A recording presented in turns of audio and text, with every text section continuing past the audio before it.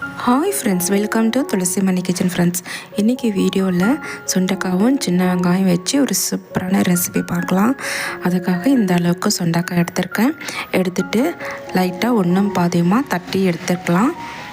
உப்பை எல்லாமே தட்டி எடுத்தாச்சு. உப்பை தண்ணியில் போட்டுட்டு லைட்டாக ஒரு வாட்டி அலசி எடுத்துக்கிறேன். ரொம்பவும் அலச வேண்டாம். அதில் கொஞ்சம் விதை இருக்கிற மாதிரி லைட்டாக அலசி பவுலில் தண்ணி இல்லாத அளவுக்கு புழிஞ்சு எடுத்து வச்சுருக்கேன். உப்பை ஒரு பேஸ்ட் மாதிரி அரைச்சிக்கலாம். சுண்டைக்காய் குழம்புக்கு இந்த அளவுக்கு தேங்காய் சேர்த்துட்டு ஒரு ஸ்பூன் பெருஞ்சீரகம் சேர்த்து அரைச்சி அப்படியே வச்சிடலாம். உப்பை ஒரு ஃபேனில் 2 ஸ்பூன் கிட்ட குக்கிங் ஆயில் சேர்த்துட்டு அதில் தட்டி வச்சுருந்த சுண்டைக்காவை சேர்த்து எண்ணெயிலே நல்லா ஃப்ரை பண்ணி எடுத்துக்கிறேன். 1-2 நிமிஷத்துக்கிட்ட நல்லா வதக்கி எடுத்துக்கலாம்.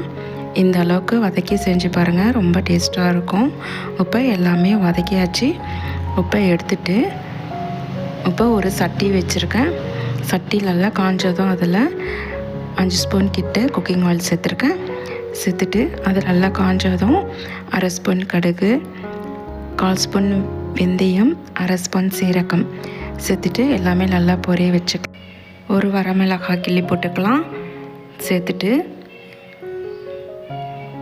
ஒரு 10 பூண்டு பல் 2-3 நறுக்கி வச்சுருக்கேன். அதையும் சேர்த்து நல்லா வதக்கிக்கலாம். நான் பெரிய பூண்டு இருக்கிறதுனால கட் பண்ணி சேர்த்துருக்கேன். உப்பு 10 சின்ன வெங்காயம் அதையும் சேர்த்து நல்லா வதக்கிக்கிறேன். நல்லா 1 நிமிஷத்துக்கு எல்லாமே நல்லா வதக்கிட்டு இப்போ கொஞ்சம் கருவேப்பிலை சேர்த்துக்கிறேன். இந்த அளவுக்கு எல்லாமே வதங்கி எடுத்துக்கலாம்.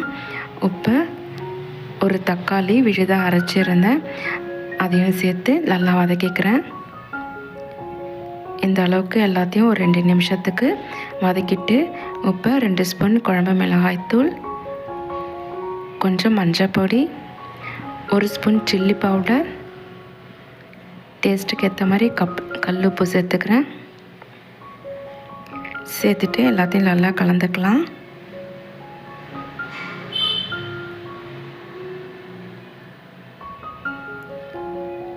எல்லாத்தையும் கலந்துட்டு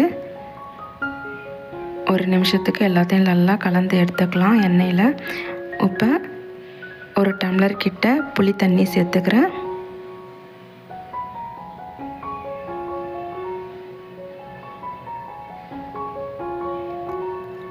கூடவே ஒரு 1/2 கிளாஸ் தண்ணியும் சேர்த்துக்கலாம்.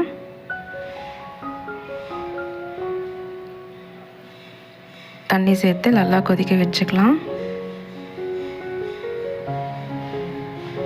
ஒரு 10 நிமிஷமாக நல்லா கொதிச்சிட்ருக்கு. இப்போ சுண்டைக்காவை சேர்த்துக்கிறேன்.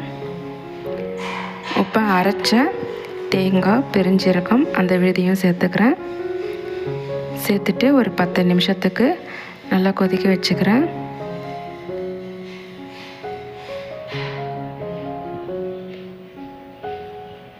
இப்போ கொஞ்சோண்டு வெல்லம் சேர்த்துட்டு கூடவே கொஞ்சம் கொத்தமல்லியும் சேர்த்துக்கிறேன்.